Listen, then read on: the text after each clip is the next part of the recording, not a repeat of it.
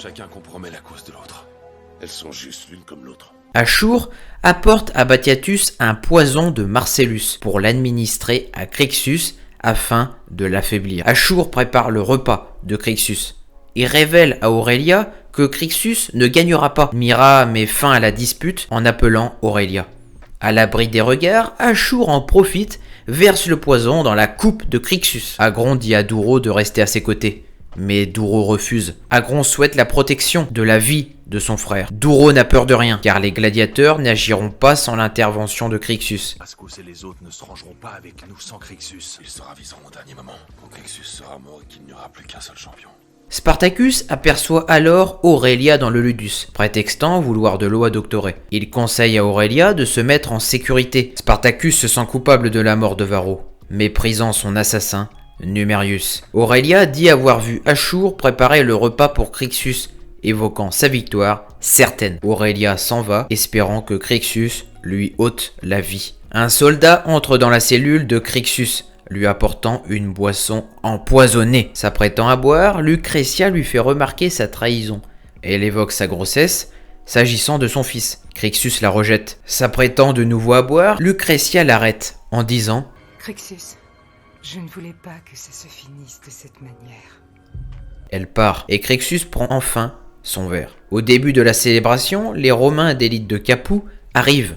Parmi eux, Sextus, sa femme Emilia et des amis d'Elydia. Batiatus fait sa présentation et ordonne à Crixus et Spartacus d'engager le combat. Spartacus et Crixus sont à égalité, mais Crixus commence lentement à s'affaiblir. Mira se rend au garde-manger à la recherche de vin. Elle laisse volontairement tomber une bouteille par terre, présentant ses excuses au garde, Linus. Elle s'empare d'un morceau de la bouteille et le poignarde dans le cou par derrière, le tuant et récupérant les clés des portes. Pendant ce temps, Spartacus domine Crixus sous l'effet du poison.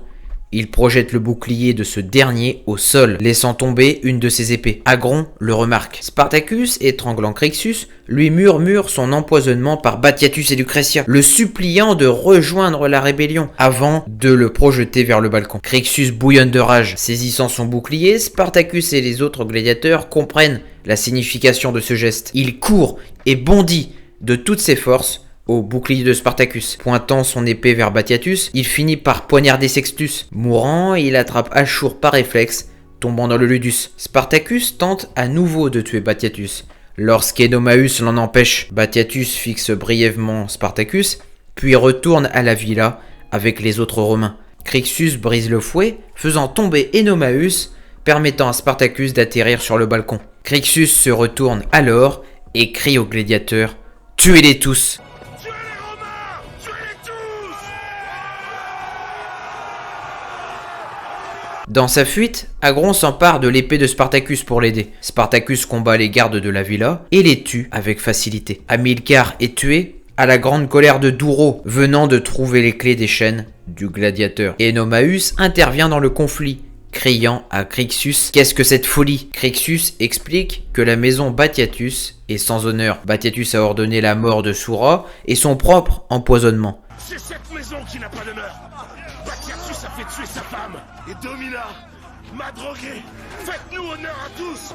Que cette maison de malheur s'écroule! Il demande à Enomaüs de se joindre à eux et de mener ensemble la fin de la maison. Doctoré lance brutalement une épée à Crixus. L'épée tue Iovis, se trouvant derrière Crixus, lui sauvant la vie. Crixus regarde avec surprise Enomaüs, lui criant de partir. Il fusille du regard Ashur, boitillant vers le Ludus. Agron et Douro se serrent les bras en signe de fraternité et de triomphe. Un soldat se précipite pour tuer Agron par derrière. Douro le repousse et lui transperce le ventre avec l'épée destinée à son frère. Agron décapite le soldat et Douro tombe dans ses bras et s'exclame faiblement avant de mourir: « Cette fois-ci, c'est moi qui t'ai sauvé, mon frère. »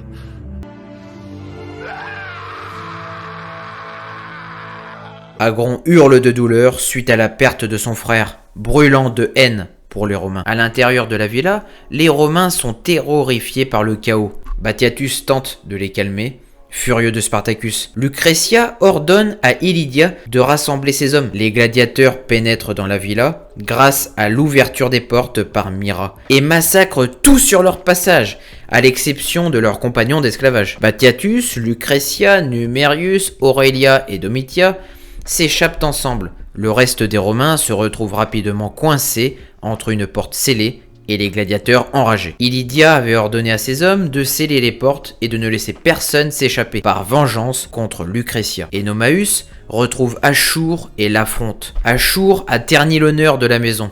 Ashur lui explique ceci: tuer un homme sans défense, c'est perdre son honneur.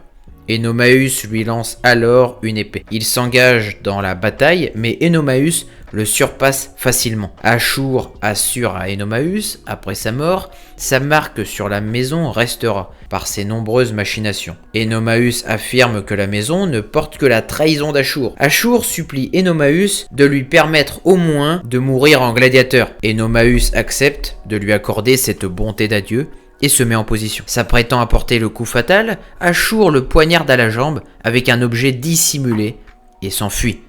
Enomaüs parvient à lui lacérer le bras droit, mais Ashur se cache parmi les cadavres des soldats romains. À la villa, Batiatus et les autres trouvent un soldat romain à l'agonie. Les hommes de Glaber ont scellé les portes. Un gladiateur apparaît et tue Domitia. Batiatus s'empare d'une épée et affronte le gladiateur, parvenant à le tuer. Il ordonne à sa femme, Numerius et à Aurelia de s'enfuir pendant qu'il affronte ses gladiateurs. Lucretia dit à Aurelia de prendre Numerius et de se cacher. Elle tombe sur Crixus. Il exige de savoir où se trouve Nevia. Lucretia rappelle à Crixus qu'elle porte leur enfant. Il la pousse et la poignarde au ventre, tuant le bébé et blessant grièvement Lucretia. Crixus s'éloigne, lui lançant un dernier regard de dégoût. Aurelia, se souvenant des paroles de Spartacus, demande à Numerius s'il avait vraiment condamné Varro à mort. Pour Numerius, Varro méritait de mourir, car il n'était rien. Aurelia lui raconte tout le bien de Varro pour elle et leur enfant. Qui s'endormait alors dans ses bras. Il n'était pas parfait, mais il était à moi. Il était à moi. Elle poignarde violemment à plusieurs reprises le garçon, au cou, le tuant. Spartacus apparaît et l'arrête après l'acte. Doctoré, horrifié par le massacre, est de leur côté. Spartacus lui ordonne de surveiller Aurelia. Batiatus se bat contre ses gladiateurs, l'encerclant au cœur de la villa, où se trouve la statue de Batiatus. Lucretia arrive et s'effondre. Batiatus tente d'aller la rejoindre, mais Spartacus l'arrête. Ce dernier lui récite les paroles de Batiatus lors de leur première rencontre. Batiatus tente d'attaquer Spartacus, mais il le bat sans effort et lui dit Oh, que ferais-tu pour la tenir à nouveau dans tes bras, pour sentir la chaleur de sa peau, le goût de ses lèvres? Combien d'hommes serais-tu prêt à tuer? Il frappe Batiatus et lui ordonne de lui mentir comme il a menti à Spartacus au sujet de sa femme. Batiatus se lève et implore l'aide d'Enomaüs, mais il n'obéit pas. Batiatus regarde autour de lui et il n'a aucune chance de victoire et de fuite. Batiatus jette son épée dans l'eau, ensanglanté, et dit enfin à Spartacus Je t'ai tout donné. Je t'ai donné les moyens d'assumer enfin ton destin. Et aujourd'hui, c'est mon destin qui te brise. Spartacus tranche la gorge de Batiatus. Mourant, Batiatus s'effondre à genoux et rampe sur le sol, atteignant presque sa femme avant de mourir. J'ai fait ça parce que c'est juste. Nous avons vécu et nous avons enduré tant de caprices de nos maîtres depuis trop longtemps. Je sais que vous ne vouliez pas tous en arriver là, mais c'est fait. Votre vie vous appartient. Tracez votre propre voie, ou joignez-vous à nous, et tous ensemble, nous ferons trembler Rome. Gladiateurs et esclaves, dirigés par Spartacus, s'échappent du Ludus, déclenchant ainsi la troisième guerre servile. Le titre de l'épisode, Tuez-les tous, s'inspire des derniers mots prononcés par Soura à son mari avant de partir en guerre contre les Gètes. Épisode sanglant, vengeur et libérateur, il se place obligatoirement comme l'épisode référence. Ne laissant pas de place à la compassion, Illidia piège ses compagnons au Ludus, bloquant les issues par vengeance, par égoïsme. Le grand carnage époustouflant au sein du Ludus est le moyen d'expression des esclaves, d'être compris, d'être libre.